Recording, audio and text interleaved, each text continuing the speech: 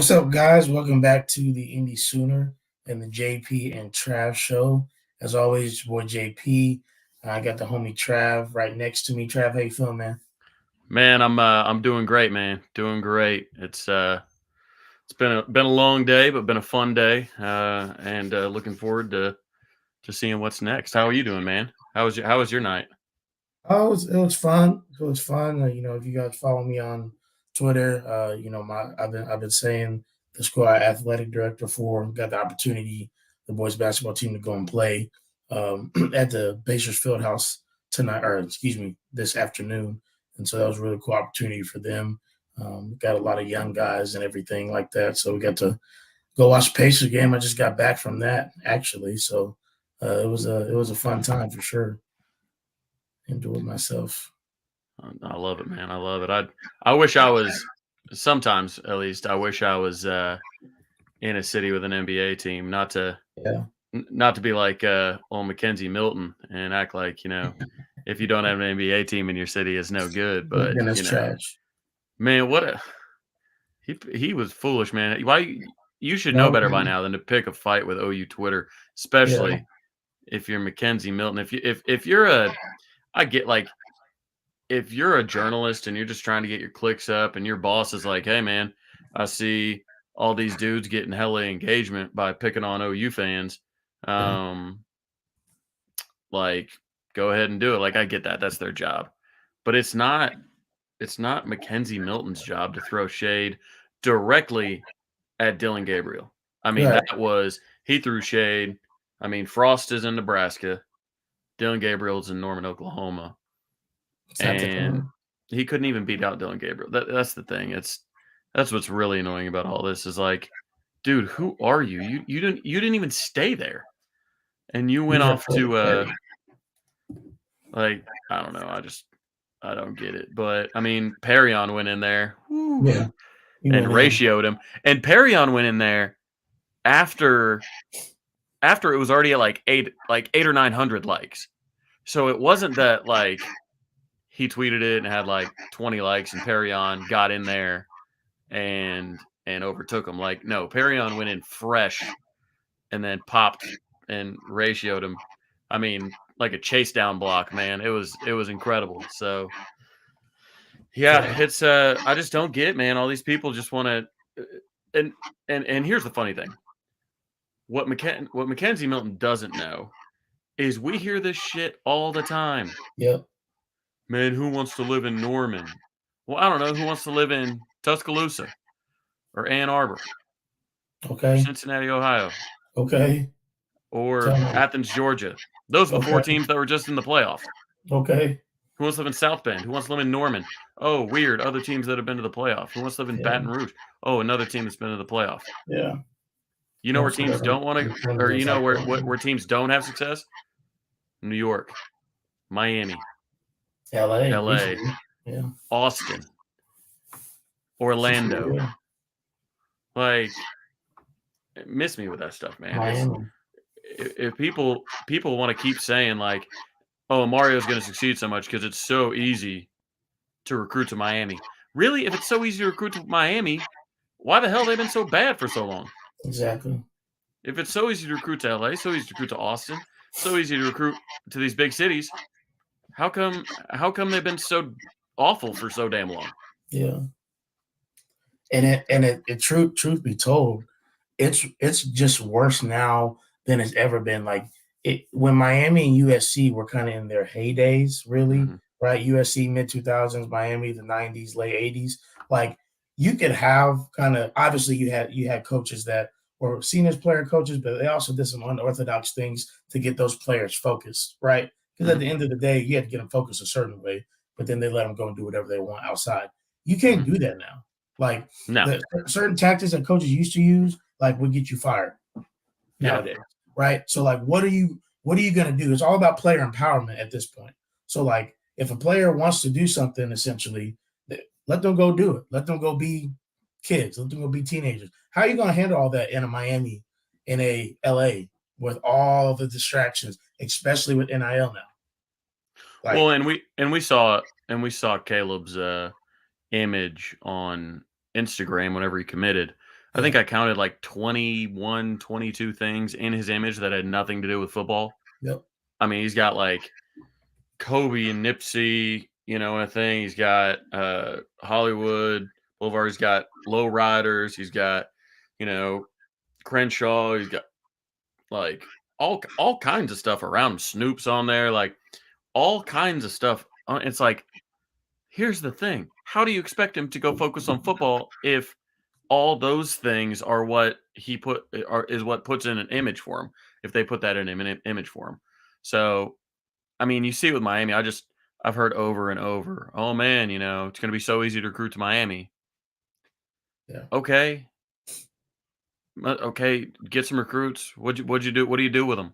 Yeah. Miami's had one double-digit win season in 18 years. I mean, in the ACC. Since they've joined the ACC, they've had, I believe, one double-digit win season. That's madness to me. Yeah. Yeah. It truly is insanity. And like you said, at the end of the day, it's why blue bloods are, for the most part, have been successful in towns that are not like that. And it's how Oklahoma can get people to come to Oklahoma, right? Yeah, well, Because and of I think the I success we've forget who had. said it. I don't know if it was CFB Talk Daily or CFB Nerds. One of those two. I like them both a lot. They do a good job.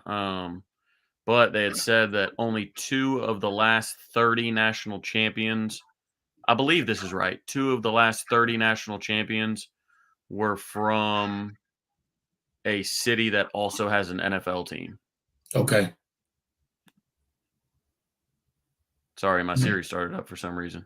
No, you're good, bro. But yeah, 2 out of the last 30 champions in college football came from cities with an NFL team. It's crazy. Yeah, and a turnover chain. Shit, fool's gold. Oh my gosh. Madness. Oh, But yeah, I mean, what's the coolest thing to do in Miami on Saturday night? Sure as hell ain't go down to a Miami game. correct. I mean, Yeah. what's the coolest thing to do in Austin? What's the coolest thing to do in LA? What's the coolest thing to do? Yeah. Wherever, right? I like visiting those cities, but it's not a diss on the city. It's just a diss on people who think that there's no correlation between, oh hey, it's really easy to recruit to this really cool city, but all of a sudden, like, our football teams seem to be trash. Like, Yeah. how, like, there has to be some explanation, and you can't just be like, oh, all of our coaches are no good. Well, how the hell can't you figure out how to get a good coach? LSU had Les Miles eating grass and had Ed Orgeron. Nobody could understand what the hell he was saying, and both of them won national titles because their recruiting was so good. Yeah. So you're trying to tell me that other cities that apparently have the best recruiting advantages you can have can't get winning seasons? Crazy. Winning seasons in the Pac-12, winning seasons in the Big 12. You can't just get to 500. Can't make it to a bowl. Come on, man. Can't not lose to Kansas. Yeah, right. Like, you can't do that. Like, and that's what cracks me up. People are like, "Oh, look at SC's schedule." Okay, yeah, they might win. They're going to win some games, but they've been in the Pac-12 the whole time. They won 4 games in the Pac-12 last year. So the idea that, and their defense got worse. Yeah.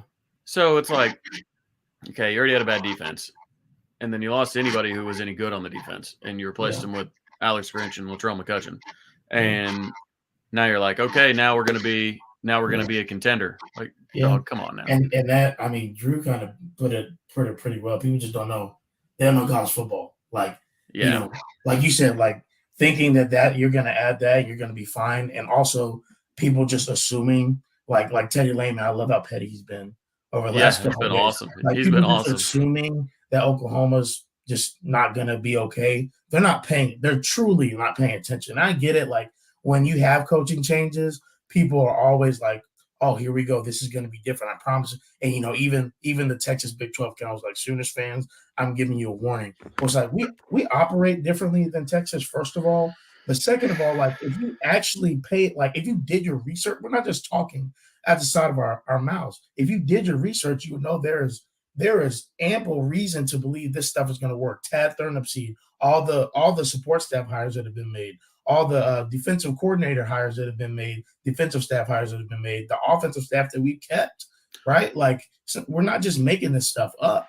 You know what I mean? Like it's just well, and people, I think I forget who said it. There were a lot of people quote tweeting him, but he's like, I would like they talk about Sark having head coaching. It might have been you, about Sark having head coaching experience. Like, yeah, bro.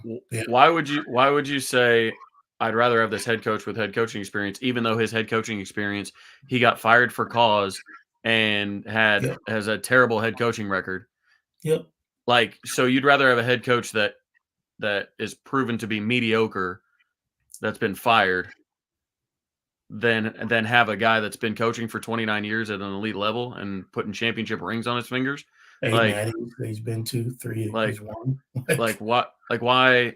I don't understand that. Like, there's something to be said for potential and whatnot. If there's somebody who's never done a job before, like, like, I mean, I'm not even talking like Sark success. You could think anybody that's been a head coach.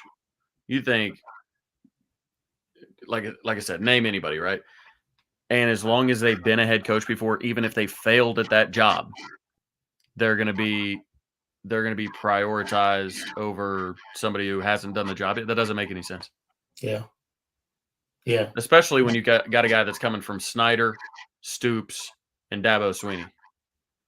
It's a pretty damn good tree. Right. That's why I'm like, how do you not see the correlation? Like, and it's not like if we're talking about Sark, everybody's like, oh, he was under the greatest coach of all time. So okay, he was there for a year and a half. Like like Yeah. Venables was under those coaches for 29 years, right? Like Yeah, he was there. He was there for a year and a half. So like even when people are talking about like recruiting and whatnot, like he didn't land all those kids. no. He's not even he wasn't even their initial recruiter. So I don't know. Yeah. It's pretty wild, but hey, let's they can keep believing it. And my thing is with Saban, it's if Saban's so good, so Saban's the greatest coach ever. Nobody's going to get any arguments from anybody on that. But if his coordinators have left, has Kirby pretty much been the only one that's had success? I'm trying to think of others that have actually had like success because he gets coordinators taken from him like every year. Yeah. I don't know. I'd have to think about that. But at the same time, it's like anybody can coach. We've seen it. Anybody can coach under Saban because he's made that such just a Fortune 500 company. You know, he runs that thing incredibly that you step into that, you're already going to have better players than whoever you play. That's helpful. He's even talked about it. He's like, well, on defense, I can run man my because my defensive backs are NFL guys and they can man up against anybody. I mean, stuff like that. Like imagine just always having better players than the ones across from you. Yeah, I mean, Sark's got a great offensive mind, no doubt, but you don't need to have the best offensive mind when you've got, you know, a team full of NFL players. Right. Right. But it Exactly. might be a situation. It might be a situation like we saw with Lincoln. I mean, with Lincoln, I mean, players have said that he struggled with being the kind of the man in charge of a whole blue blood program, right? The accountability issues, the not, not being loud, yelling when he needs to, not disciplining certain players when he should have, things like that. But there's no question that he's a great offensive mind. Yeah. So you begin to think, I mean, with the decline we saw the program in, you wonder if Sark is just the same way. Yeah. He can't run a whole program, but he's just a great offensive coordinator. I mean, Lincoln Riley is one of the greatest offensive coordinators we've seen in a very long time. I mean, he's a good head coach. He had better players than everybody he played against It's until true. he met a team. I mean, I don't think he ever beat a team that he had less talent than. He's lost to many teams where he had more talent than them. So Yes. Yeah. I think that's interesting. Maybe Ohio State. Maybe his first year. Yeah, but man, at the shoe. That might be the yeah, only one. yeah, but that first year, that team, I think that offense had 10 NFL players on it. I mean, yeah, yeah, man. Okay, that might be the one. Yeah, it That might be might be the the one. only one. But I mean, really, like you said, everything But that else. one, but that one game at Ohio State doesn't make up for Baylor and Iowa State and Kansas State and OSU, and I mean, you start to pile it up. You're like, man, we lost to. I mean, a lot of people that had less talent than us. Yeah, yeah, absolutely. So guys, obviously, as you see, is we going old school this week. It's always good to go back to our roots. Just the two of us and you guys. And so, we're going to talk about a little bit later on some of the list of recruits that are coming on the March 5th visit. And so we'll talk about that here in a little bit. But we want you guys to drive this. You guys are what kind of makes the JP and Trav show what it is. Us being able to engage with you guys. So go ahead and throw some things, some topics, or just some questions in the chat, and we'll continue to keep this thing rolling. One thing, Trav, I did really quick before we get to some of these other topics, want to ask you your opinion on what have you thought about all this Kyler Murray stuff that's been coming out the last week or so since the Super Bowl? Man, I think, and this is gonna sound insane, but I think it's I think it's time to go. I mean, I honestly think he should request out because here's the thing: you have to look at the very recent history in the NFL, right? Mm-hmm. Who forced themselves out of places and ended up being better for it, right? I mean, Matthew Stafford, F. you know, would just won a Super Bowl, put himself in a better position, won a Super Bowl. Odell Beckham Jr. put himself in a better position, won a Super Bowl. I mean, yeah, and to James's point, I'm not sure Kingsbury's any good, but the problem is any argument for Kyler can also be made for Cliff because they came in at the same time, right? It's like how are you going to fire a guy that just took your team to the playoffs? You went from the worst team in the league, having the number one overall pick, to all of a sudden, boom, in the playoffs, right? So, yeah, and you've seen it all the way back to college. Everybody's seen the graphics. When you look at how Kingsbury ends his seasons, it's the same story every single year. They Yeah. always collapse. And that's the thing. If you're Kyler and you want to go play in Tampa Bay, you want to go play with Mike Evans with a ready-made Super Bowl contender. I know a lot of that defense is up to get paid and whatnot, but they'll pay some of them. I don't want him to end up in Dallas because it's already hard enough to cheer for CD on that team, and I don't have to cheer for K1 as well. But I think he should just force his way out. It's other people seem to be fine with Aaron Rodgers acting a fool or you know uh, OBJ acting a fool and going somewhere else and all this. Like, have a bit of drama, man. Yeah. Just go do what you want, man. And that and Yeah. that's what I think about it. I think he's he's an incredible guy. Um, for people to say, he's whining or he's too small still. Like, uh, there are 25 teams that would take Kyler Murray right now, maybe more. Yeah. You're not wrong. And it's crazy kind of seeing some Cardinals fans too, like the way they're reacting to it, like, oh, like little man can't do this. I'm like, wasn't and like people don't talk about he had an injury too, like Oh yeah, that no, that yeah, he derailed played the injured, and season. losing DeAndre Hopkins was big too. I mean, it seems like Yeah, after that they were 8-2 when DeAndre Hopkins went out, and yeah, Kyler was an MVP candidate. So, and that speaks to their depth. Obviously, I mean, there shouldn't be such a drop off between your starter and the next lineup. But when your starter is DeAndre Hopkins, probably a top 3 receiver in the league, there's going to be a drop. Like, there's simply going to be a drop off. You can't be like, oh, we have the starter as number 3 or top 3 guy in the league, and we just happen to have a top 5 guy backing him up. So it's not necessarily how that typically works in the salary cap era. But I mean, looking at teams that that he would want to go to, I just can't get over the Tampa Bay thing. It just makes too much sense to me. I mean, he posted about Mike Evans and about playing with a Texas legend. Yeah, that's true. They do have a good line. They have a good line. And they have a good line. And they've got tons of talent all over that defense. They've got Godwin to come back. They got Mike Evans. They got I mean, who knows? Maybe I don't think Gronk's announced retirement yet. Maybe Gronk will run it back with an opportunity to play with Kyler. Who knows? Yeah. Depends on how he feels. You never know. So I think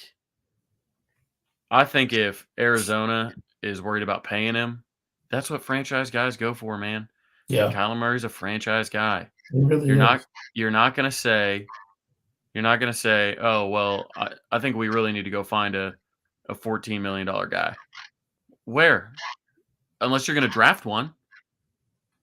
Like, so you either have to draft a quarterback and hope he's within the same realm as Kyler Murray. Yeah.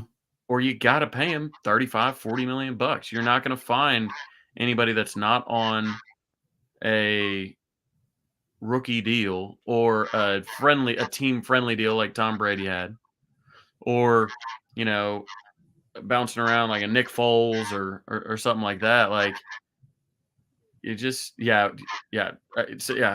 Take Jared Goff. So let me take Jared Goff off their hands, but I mean, I don't know that Kyler would want to go to Detroit. You think he got a problem in Arizona? Sorry, Richard, but man, this Detroit stuff's wild to me, man.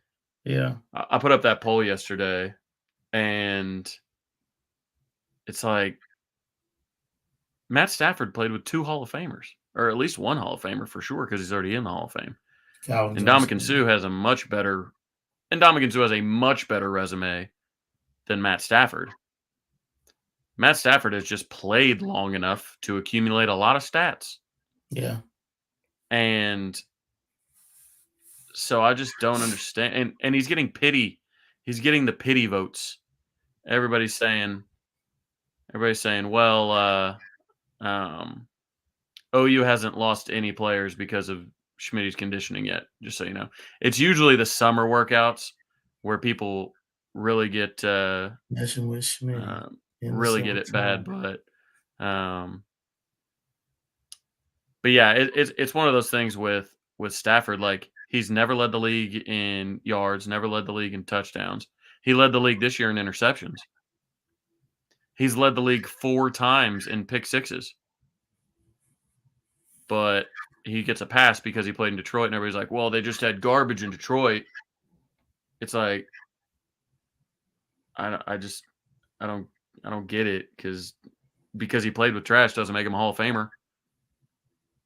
So he's been to 1 Pro Bowl when guys like Teddy Bridgewater and Nick Foles, Carson Wentz, all these guys in the NFC, Jameis Winston, all these guys in the NFC seemed to make it when Stafford couldn't during those years.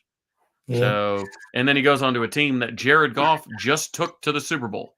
I don't know if anybody's got a bad memory, but Jared Goff just took this team to the Super Bowl.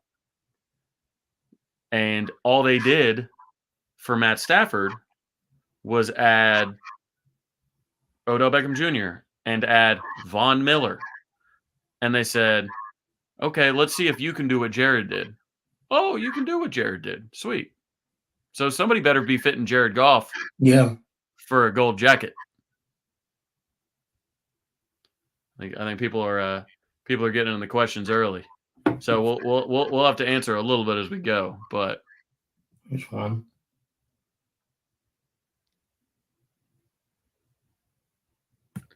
Well, it's it's impressive, but they won 5 games on field goals as time expired. Yeah, they won close games. And everybody else in their division, their quarterbacks were hurt. Lamar was hurt. Big Ben's old as hell, so he's hurt basically. Baker was hurt all year, and they just won a ton of close games. And that's what's funny is we all talk, the meme about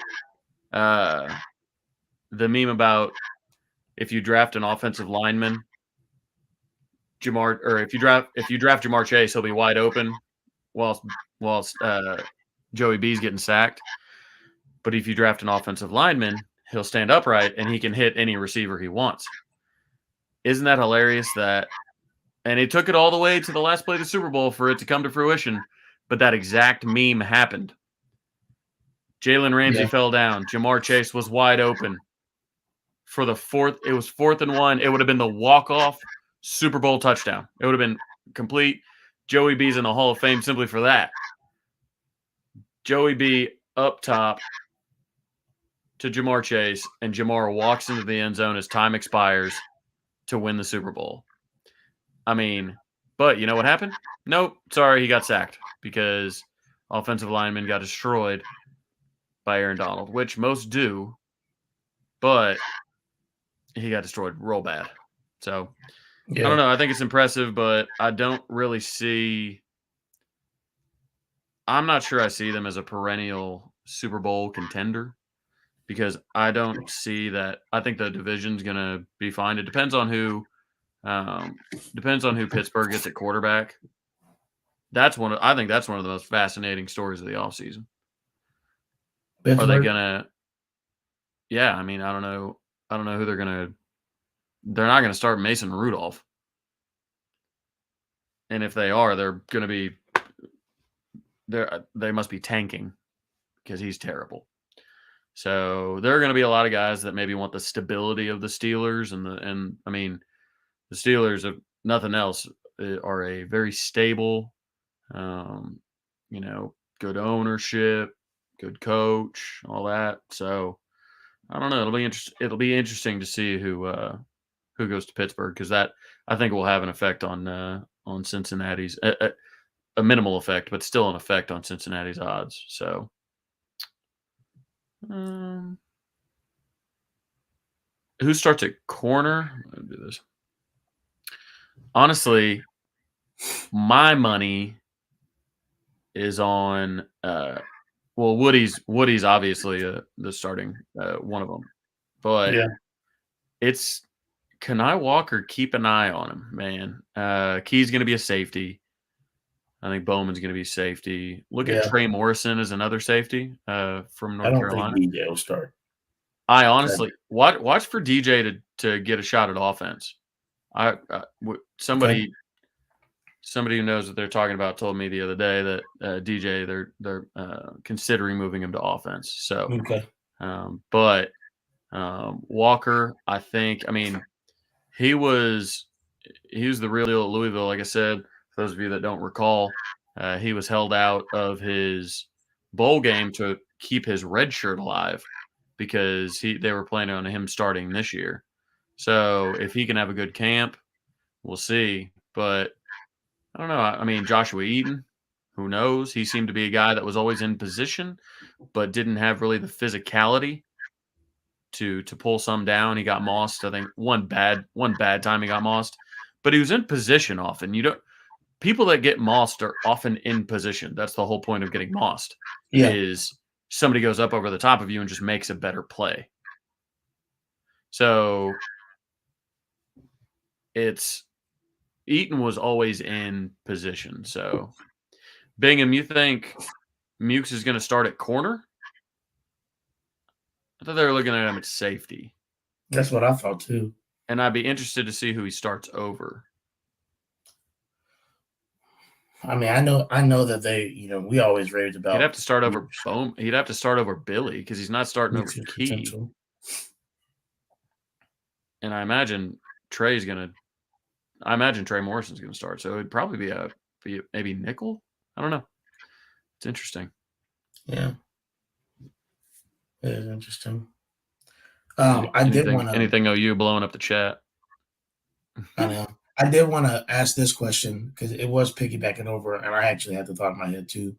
Our Kyler question for earlier. Do you think that he would entertain the idea of playing baseball if he No, got like iffy enough with the Cardinals? no.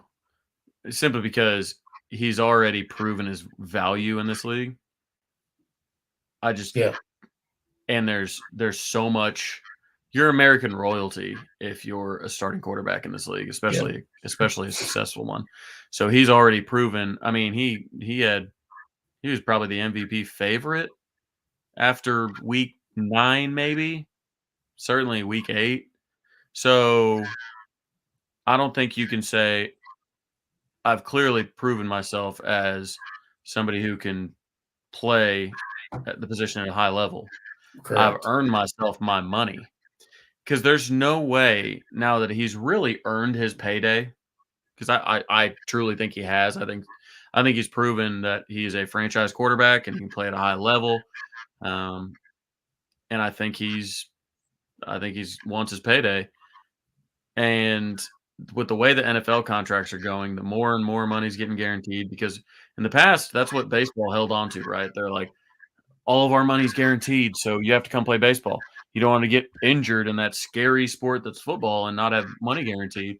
And then the NFL, especially the NFLPA, they all got together. They're like, "Hey, what if we just like ask for guaranteed money in the contracts?" And then MLB was like, "Shit, that was that was kind of our thing. The guaranteed contracts were our thing." Yeah, So, um, I I don't think I think the only people that think I think the only people that think he should move to baseball are specific baseball fans yeah, because that would be incredible for the sport of baseball, which aren't they still in a lockout right now? yep. So Yeah, I was I just talking think to it's somebody about that earlier. like that would be such a coup for the major leagues to have an MVP level Pro Bowl quarterback say, you know what, I'm going to play baseball. Yeah, That would be insane. I agree. Theo Weiss, yes, is fully recovered from injury. He'll be good to go. It's good. It's good. Looking forward Yeah, to seeing he's what gonna. he has I to think do. he's gonna have a great year. And as I've said multiple times on this show, it's going to be. Levy has shown that he likes to bunch receptions at the top of his depth chart. Yeah. I say that because we saw with um, we saw with this past year. I think the highest receptions on the team were Jaden Hazelwood with 38. 38 receptions, your top receiver.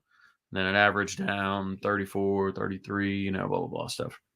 Um, but I think the leading receiver at Ole Miss had like 75 catches, something like that.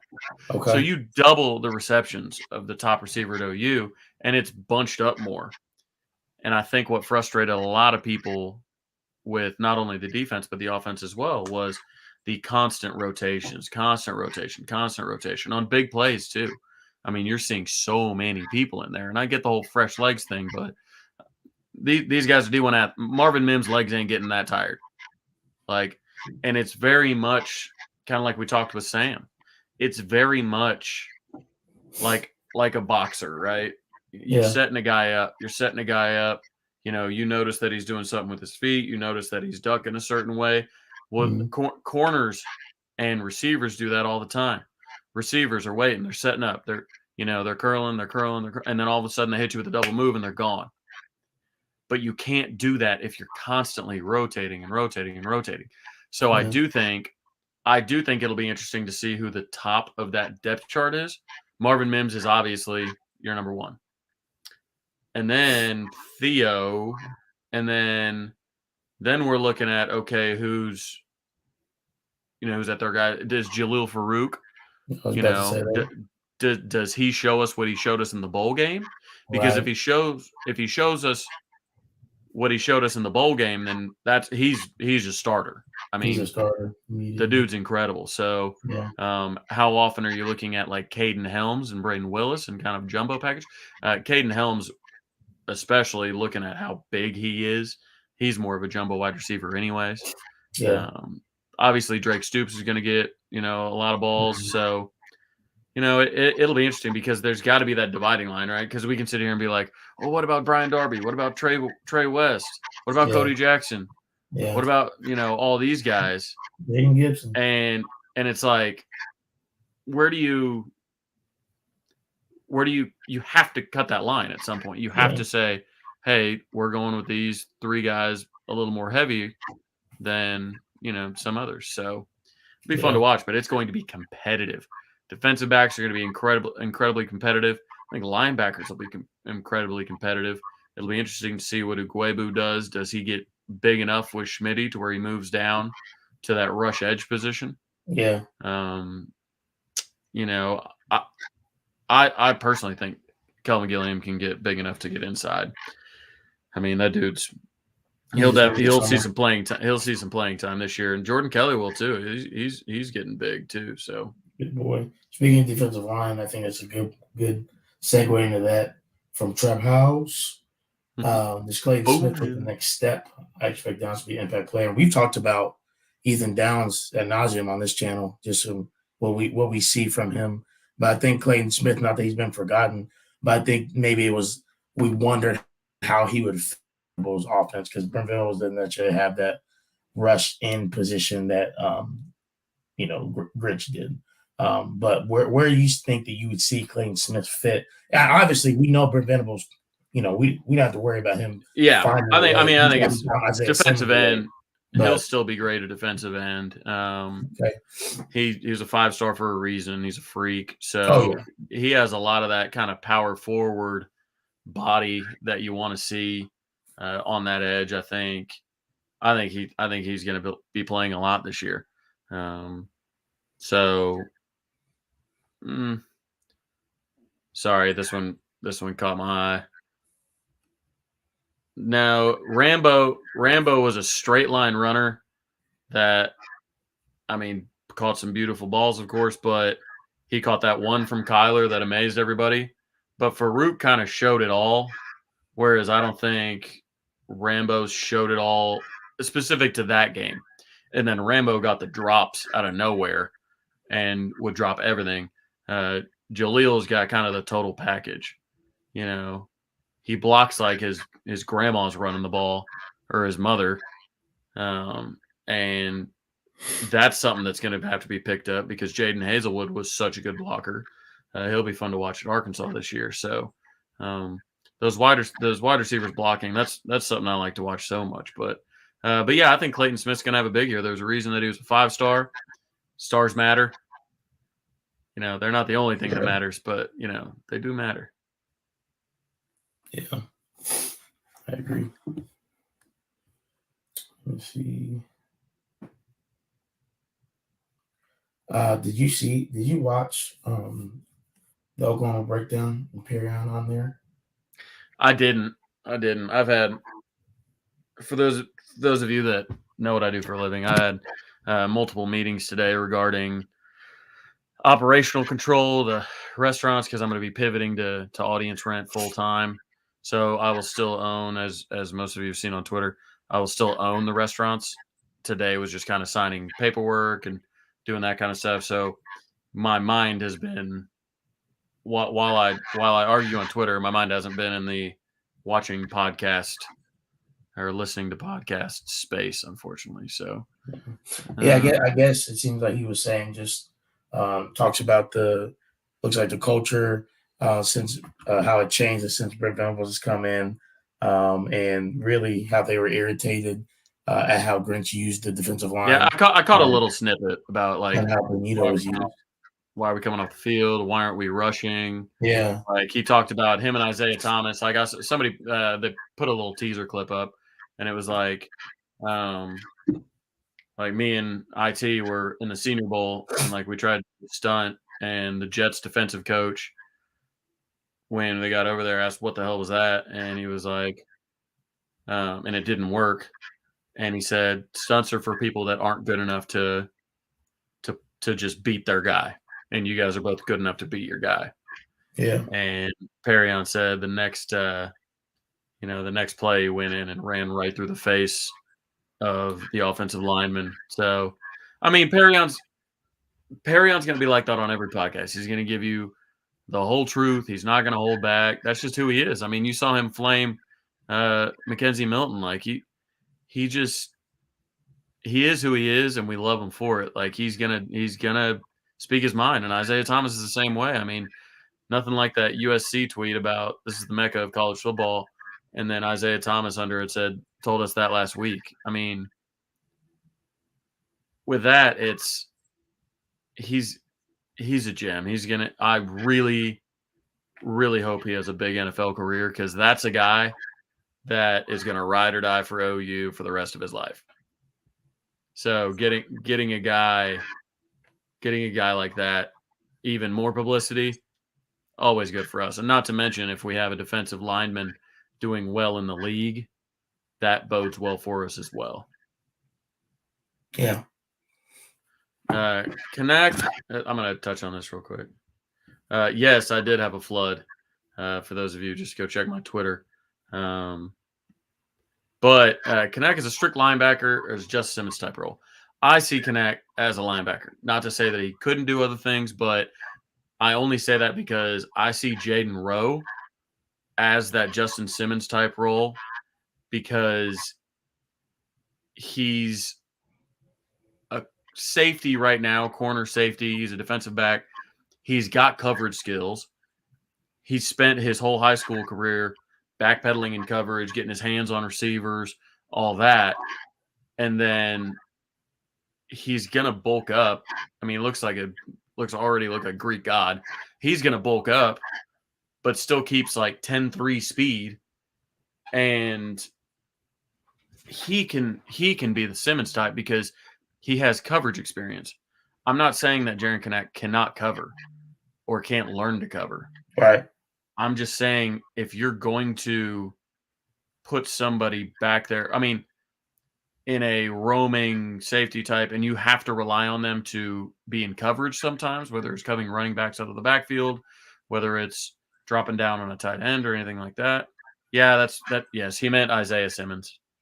So I just saw Mitchell correct him. Yes. But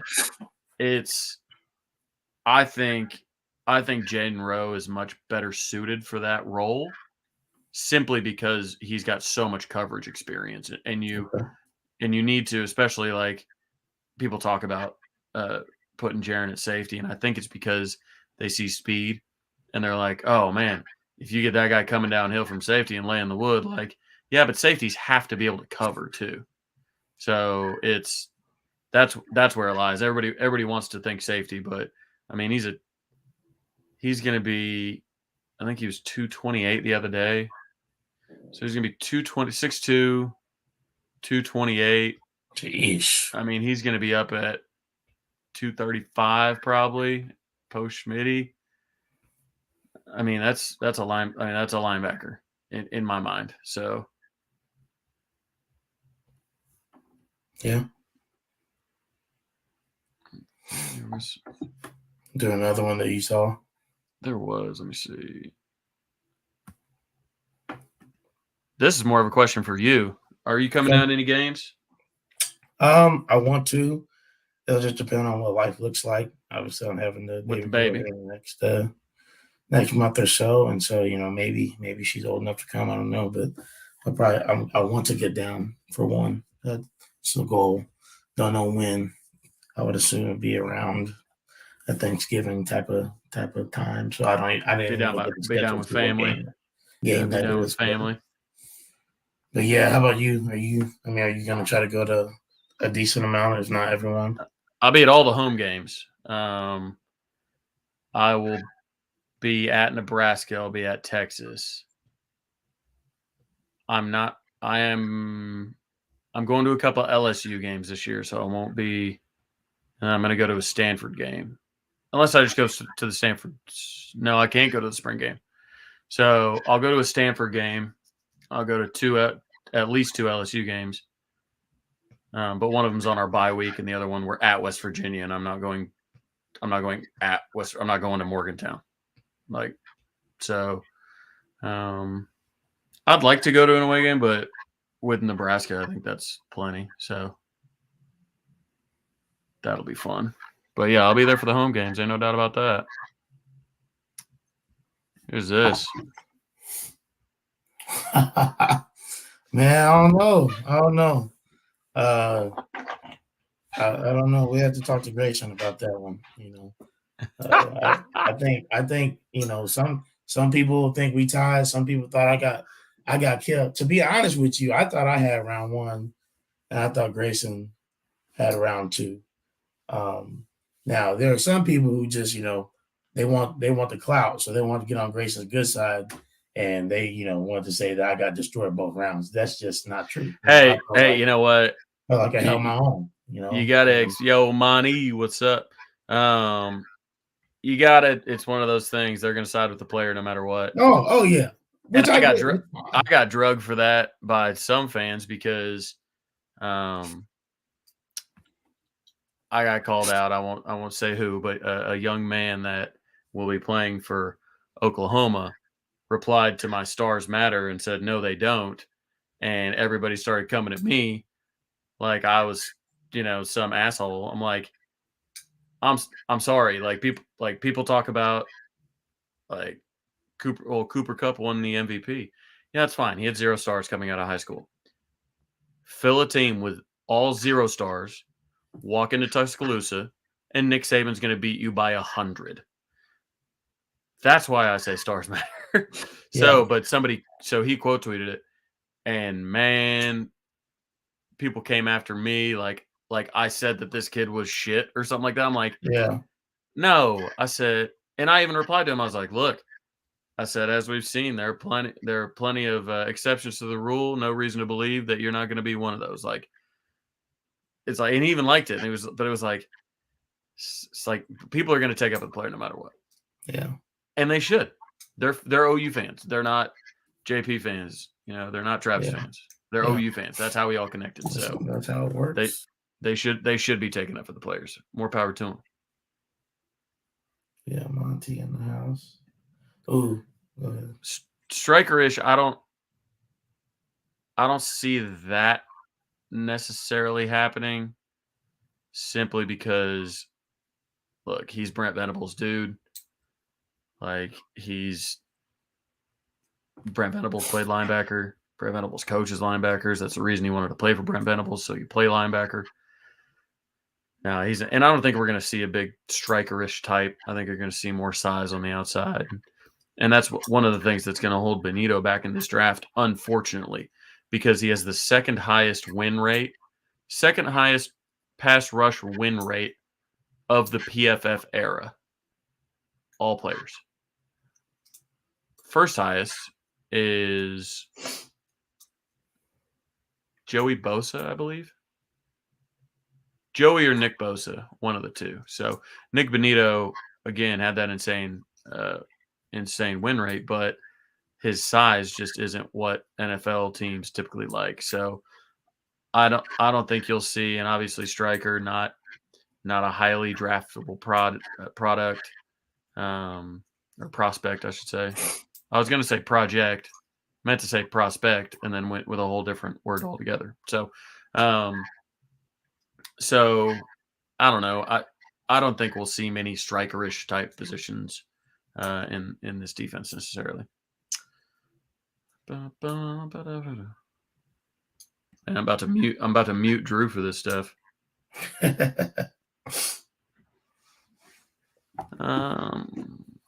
you go to Union? Yeah. Yep. Went there with that's right. Went there with Jay Rowe. I forget if Jinx had any D1 players this year. Huh. Or last year. I don't know. Or last year. I don't think so.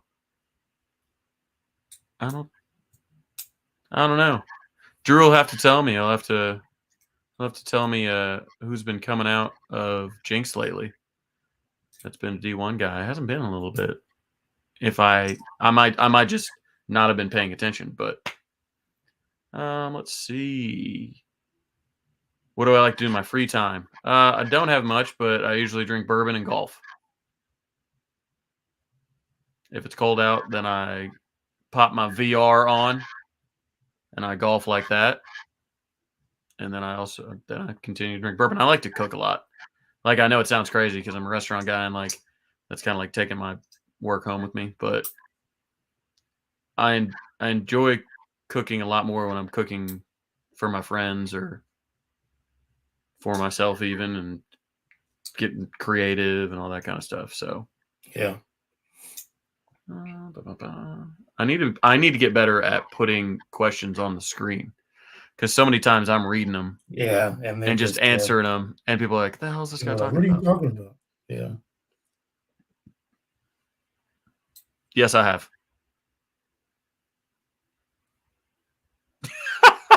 Yes, yes, I have. They are hiring a lot of um, that soul program will be dealing with a little bit of NIL, but they also have a team they're putting together to um, handle that side, with kind of one director of NIL position being formed.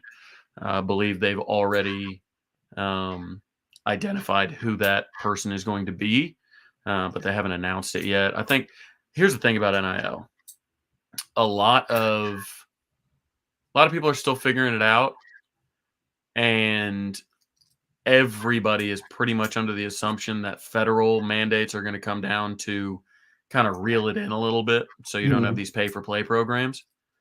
So you're seeing OU be very careful, because OU doesn't want to be, how do I put this? OU still wants to lead with football. They want to lead with, hey, don't come here for money. If you're coming here with money or for money, you're coming here for the wrong reasons. And they've been very strategic with that. So, yeah, they're not, you don't expect to see, like, at least that I know of, like a big, like, collective or whatever, some big fund that basically a bunch of companies dump into or anything like that. Don't expect to see that, but they are being very, very thoughtful, very tactful on how they approach it, and they are approaching it. Many of the coaches have voiced the desire for whole teams to get paid like evenly. So you'd have one arm of it basically paying even distributions to the whole team, and then you'd have players having their own deals as well. Um, yeah.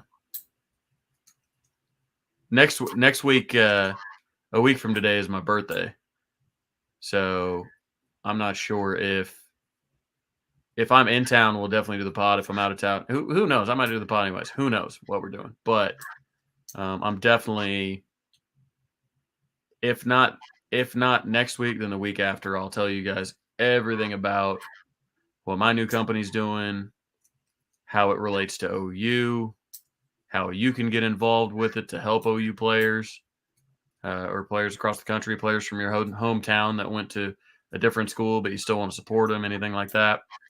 Uh, I'll say the pod 2 weeks from today, which we actually have 2 weeks from today.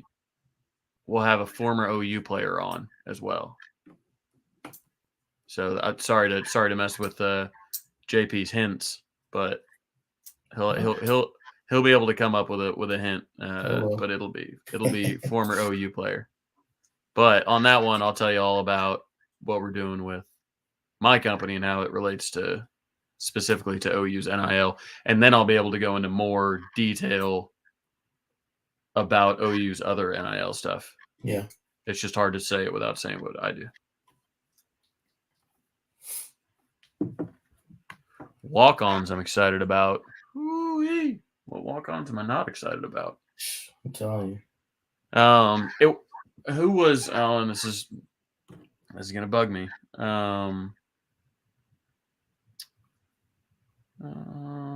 Hold on, I gotta look at the name.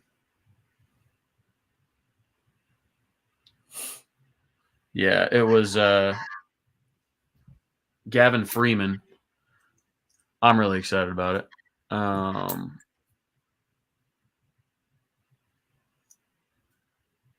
Sorry, I was reading one of the comments. Gavin Freeman, I'm excited about.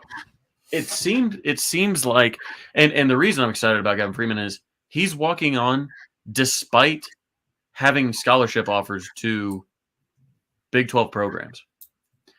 Like walking on at OU is what he wanted to do instead of taking an athletic scholarship at a different Big 12 school. That's impressive. That's a feather in the Brent Venables cap if there ever was one. Right.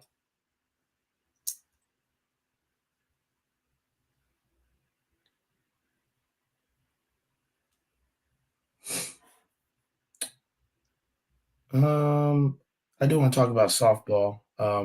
I think that a lot of people we talked about this, and your tweet really blew up over it.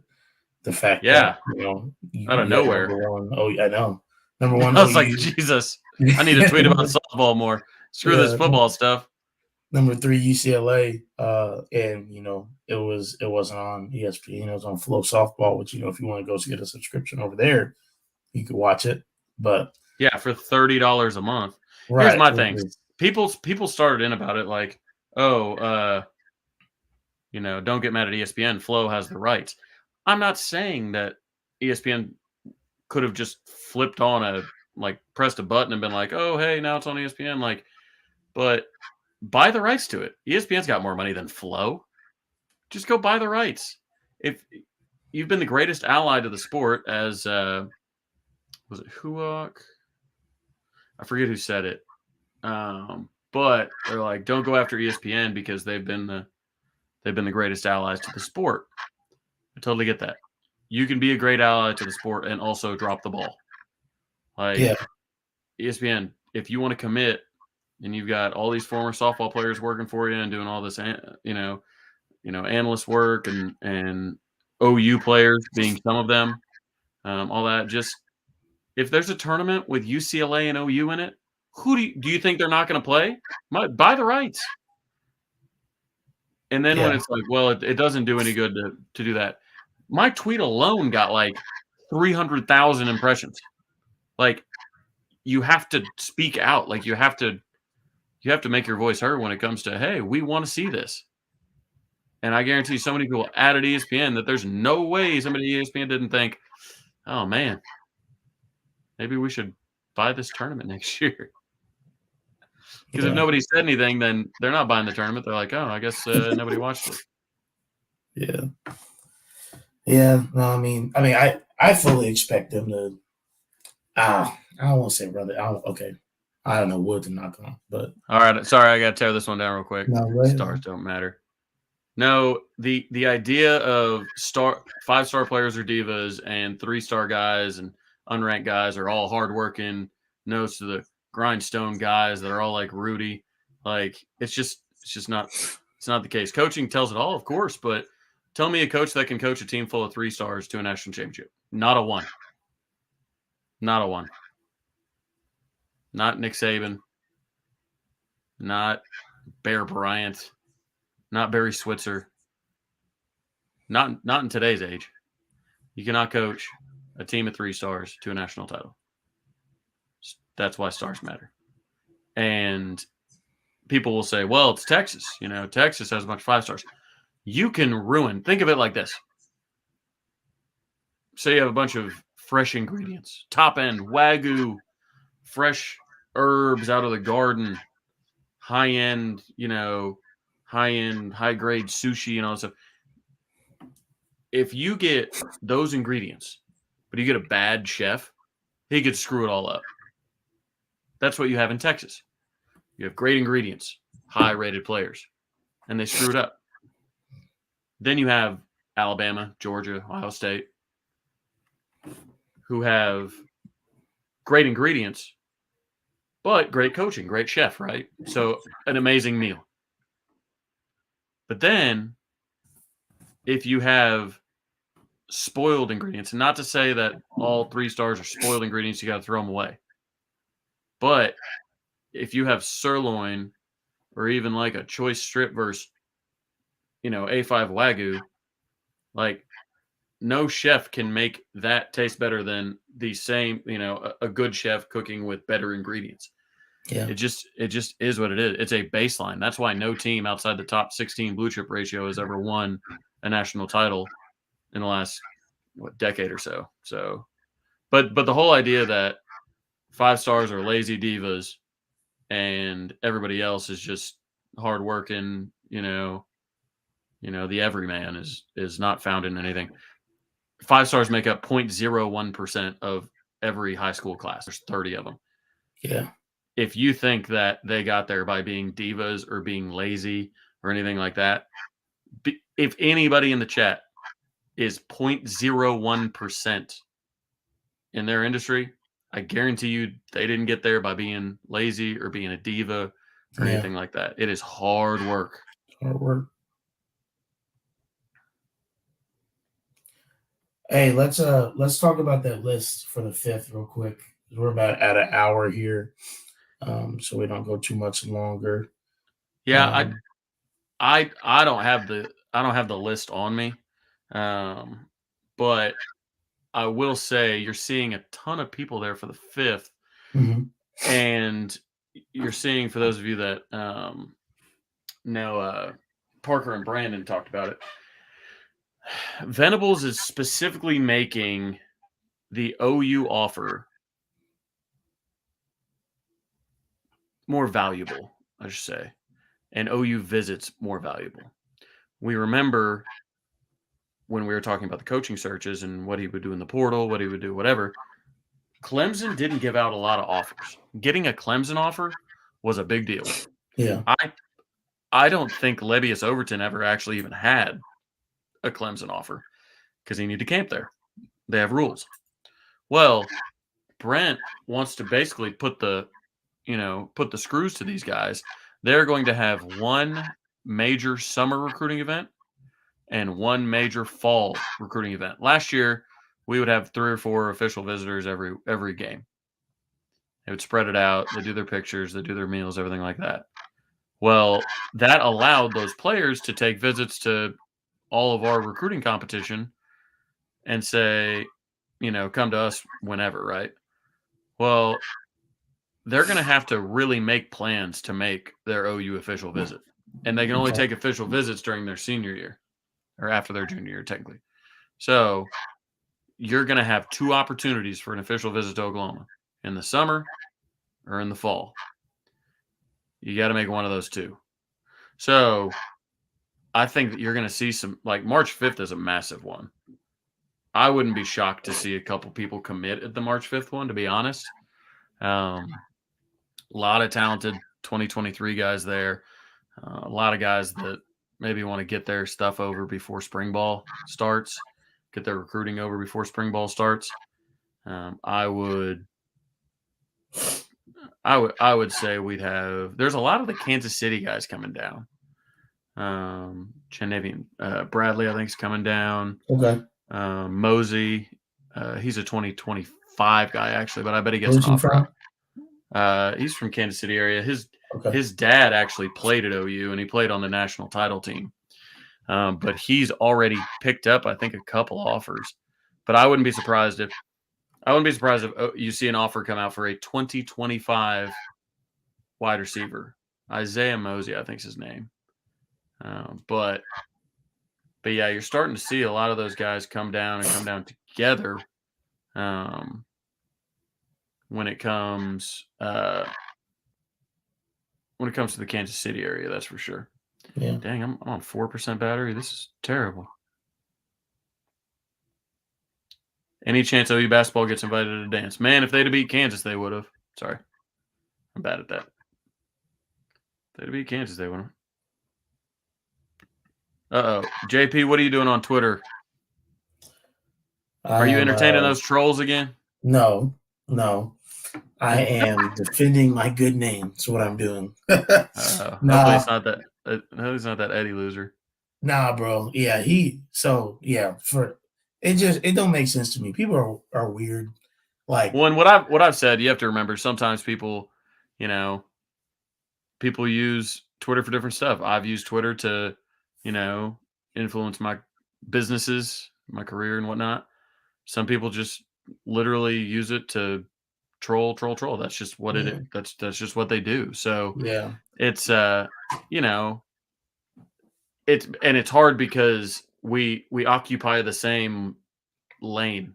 hmm, We're all on the Twitter highway, and you're gonna run into a guy every once in a while that is only there to try and be funny and troll people, and they're right next to somebody who actually like is trying to use it to further their career or yeah. He further works hard. relationships and make friends and whatnot. Like Yeah. it's No, it was crazy because like I think the part that bothered me, like I don't obviously I fake it, like not even fake. Like I'll talk to people, like try to destroy them, whatever. But I think the thing that bothered me the most was like that he would try to insinuate that I am trying to just like ride your coattails or be like a clout chaser when it's like we're actually like real life friends. You know what I mean? yeah. And I'm like, That's you don't even know our relationship. And yeah. you out here saying one thing or whatever. I'm like, what is like people are just weird, but that's Twitter. And I personally, I mean, you've had probably over 5,000 followers for a minute. I'm getting used to having almost at 5,000. You know what I mean? So it's just part of it. Like when you get to a and like I said, I've said this before. I don't want to say status, but because it sounds snobby, but just to be Yeah. real, when you get to a certain follower count, like there are going to be people that just want to say stupid stuff under your tweet or want to bring like people tweets that I said 2 years ago, and I'm like, okay, like I can answer for it because I said what I thought was best at the time. That was 2 years ago. Like Yeah.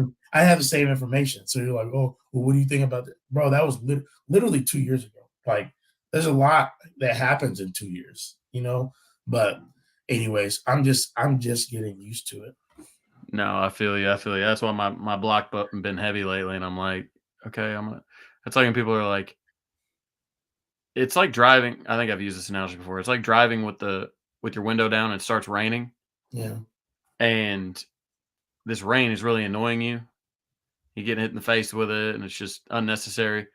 Well, you just roll your window up. That doesn't make you soft. Doesn't make you, what doesn't make you, a pansy. Doesn't make you, whatever. It just makes you smart. Like this is annoying me. I'm just gonna roll my window up. It's within my control to control this annoyance.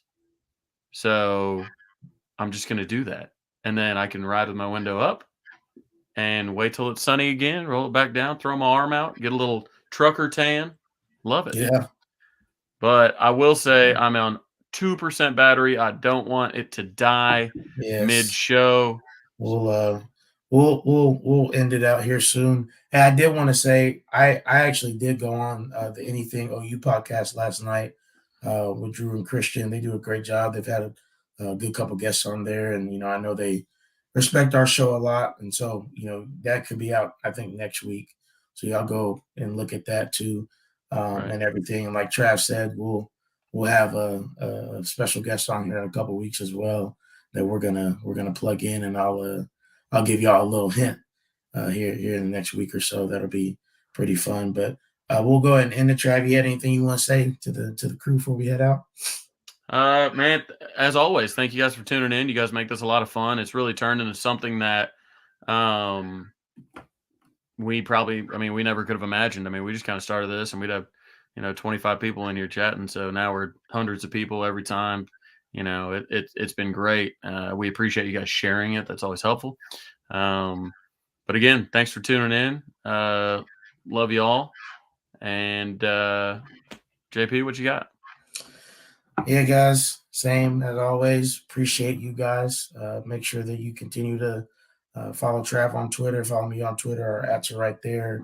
Also, make sure you tune into what Trav is doing with Audience Rent and everything they got going on there.